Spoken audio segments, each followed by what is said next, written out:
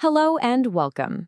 Today, we're going to do something really exciting. We are building a web application using Spring MVC, and we're doing it right from scratch.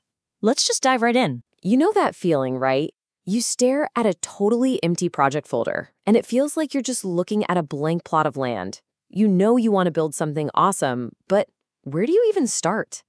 It's a super common feeling, but today we're going to completely demystify that entire process. That's right. I want you to forget about just writing lines of code for a minute.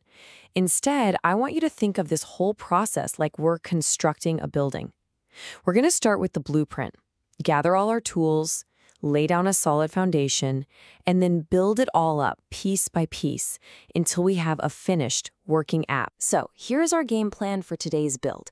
First, we'll look at the blueprint to really understand the design. Then, we'll gather our tools and materials. After that, we lay the data foundation, build out the core logic, the internal stuff, design what the user actually sees, and finally, we do our first inspection of the working app. It's a clear, logical flow from start to finish. Okay, first things first. Every single solid construction project out there begins with a detailed blueprint. For us as developers, that blueprint is the Model View Controller Design Pattern, or as you know it, MVC. See, Spring MVC isn't just a random toolbox. It's a really smart, highly organized system. It basically asks us to separate our application into 3 specialized departments. You've got the model, which is the expert on our data. You have the view, that's like our interior designer making everything look great. And then you have the controller, which is the project manager directing all the traffic. And this separation is absolutely crucial for keeping your code clean and manageable. And this just illustrates that flow perfectly. So imagine a user clicks a button on your website. That request doesn't just wander around aimlessly. No, it hits a central hub, which immediately knows exactly where to send it, to the right controller. The controller then acts like a manager, coordinating with its team, the service, and the repository to get the right info. And finally, it hands all of that over to the view to prepare a beautiful finished page for the user. It's like a perfectly choreographed dance. All right, our blueprint is solid. We get it. Now it's time to head to the site and start gathering our tools and materials. This all begins with how we structure our project folders. So, our project folder, it's organized just like a real construction site. The Java folder, that's our main workshop. It's where all the action happens, where we're actually building our core logic. Then you've got the resources folder. Think of that as our supply warehouse. It holds our HTML blueprints, our static files, and our main configuration file. Workshop for building, warehouse for supplies. Simple, right? And what materials are we using for this build? Well, first, we've got Spring Boot Starter Web. That's kind of like the structural frame of our entire app. Then we have Thylify for our interior design, the user interface. We'll need Spring Boot Starter Data JPA, which is like our high-tech toolkit for talking to the database.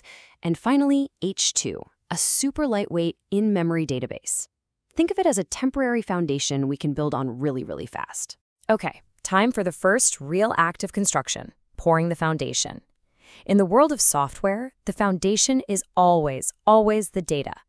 We have to clearly define what kind of information our application is going to handle before we do anything else. And that's exactly the job of the model. It's not the data itself, but it's the blueprint for the data.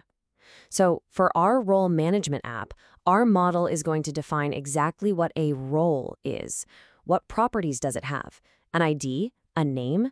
The model is what answers all these critical questions. And the most amazing part is just how simple Spring makes this. By adding this one little annotation, @entity, right above your class definition, you're basically telling Spring, hey, this class isn't just a class. It's the master plan for a database table. It's an unbelievably powerful shortcut. The foundation is poured and set. Now it's time to install the internal systems, all the plumbing and the electrical wiring that's actually going to make our building functional. So let's start with the plumbing. Something has to connect our application to the main water supply, which in our case is the database. And that, my friends, is the job of the repository. We really don't want our core application logic getting its hands dirty with complicated database queries. So what do? We delegate. The repository is a specialist. Its sole purpose in life is to talk to the database.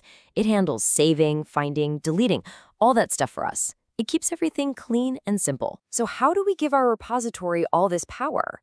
Well, look at this. It's almost like magic. Just by having our interface extend JPI repository, we instantly get a whole suite of methods for creating, reading, updating, and deleting data. We literally don't have to write a single line of implementation code. It's like getting a prefabricated, top-of-the-line plumbing system delivered to our site for free. Okay, the plumbing is in, now for the electricals. The service layer is the thing that connects a user's action, like flipping a light switch on the wall, to an actual outcome, like a light bulb turning on. This is where your app's business logic lives. The service layer is the coordinator. When a user wants to add a new role, the service takes that request, talks to the repository to get the data saved, and makes sure everything happens in the right order. It really is the intelligent wiring that connects all the different pieces of our house together. The internal systems are go. That's awesome. Now it's time to work on the facade and the interior design. The parts our users will actually see and interact with. This is the fun part. And who manages this whole final phase? Well, the general contractor, of course. In our app, that's the controller. It stands right at the front door, listening for any user requests, and then it directs the entire workflow from there. And the controller uses these really specific instructions. An annotation like @getMapping/roles, it's like putting a sign on a door. It tells the whole system, hey, when a request comes in for the /roles web address, I'm the one in charge. The controller then does its job, gets the data, and makes sure the right page is presented to the user. It's the ultimate coordinator. And just like that, construction is complete.